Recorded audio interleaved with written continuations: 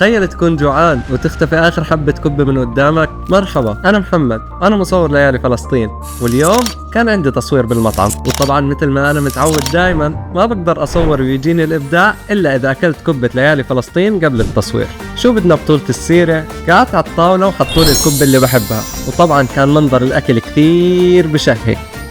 حتى الموظفين كانوا واقفين حوالي وكانوا بشوشين كثير ومبسوطين، وطبعا أنا كنت مبسوط كثير بالأكل وطاير من الفرحة لحد ما صارت المفاجأة.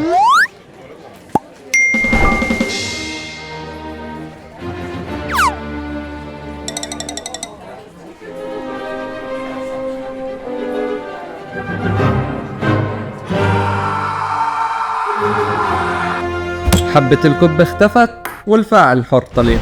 صار لازم نفتح تحقيق بالموضوع. مش انا اللي اخدت الكبه، هي اللي اخدتني. والله ما أخدتها، كان نفسي بس ما لحقت. أنا زول مسكين ما سرقت الكبة. كل الأدلة بتأشر على المتهم الأول، بس انتو شو رأيكم؟ ساعدوني لحتى أعرف مين اللي أخذ حبة الكبة.